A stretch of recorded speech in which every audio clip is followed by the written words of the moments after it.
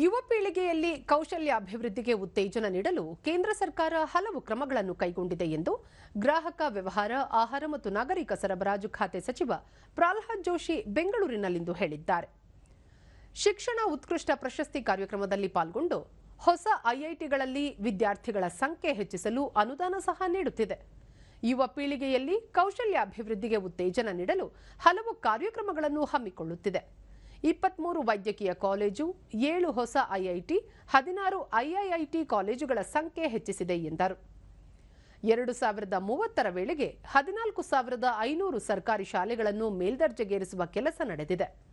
85 ಹೊಸ ಕೇಂದ್ರೀಯ ವಿದ್ಯಾಲಯ, 28 ನವೋದಯ ವಿದ್ಯಾಲಯ ಆರಂಭಿಸಲಾಗುತ್ತಿದೆ. ಸದೃಢ ಮಾನವ ಸಂಪನ್ಮೂಲ ಸೃಷ್ಟಿಸಿ ಜಗತ್ತಿಗೆ ಕೊಡುಗೆ ನೀಡುವತ್ತ ಭಾರತ ಹೆಜ್ಜೆ ಇಟ್ಟಿದೆ. ವಿಶ್ವಕ್ಕೆ ಸಶಕ್ತ, ಸದೃಢ ಮಾನವ ಸಂಪನ್ಮೂಲದ ಅವಶ್ಯಕತೆ ಇದ್ದು, ಇದಕ್ಕಾಗಿ ಜಗತ್ತೇ ಭಾರತದತ್ತ ನೋಡುತ್ತಿದೆ ಎಂದು ತಿಳಿಸಿದ್ದಾರೆ. ಭಾರತೀಯರಲ್ಲಿ ಬುದ್ಧಿವಂತಿಕೆ ಜೊತೆಗೆ ಪಾರದರ್ಶಕತೆ, ಪ್ರಾಮಾಣಿಕತೆ ಹಾಗೂ ನೈತಿಕತೆ ಇರುವುದನ್ನು ಅರಿತಿರುವ ವಿದೇಶಗಳು ಭಾರತದ ಉದ್ಯೋಗಿಗಳ ಆಯ್ಕೆಗೆ ಒತ್ತು ನೀಡಿವೆ.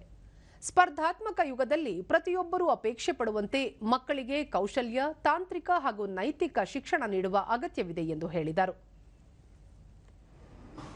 ಇರಲಿಲ್ಲ ಅಂದರೆ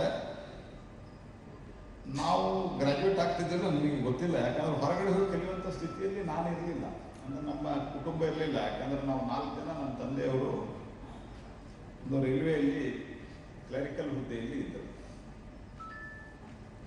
ಬಟ್ ಅವರು ಶುರು ಮಾಡಿದ್ದರ ಪರಿಣಾಮ ನಾವು ಕಾಲೇಜಿಗೆ ಹೋಗಲಿಕ್ಕೆ ಸಾಧ್ಯ ಆಯಿತು.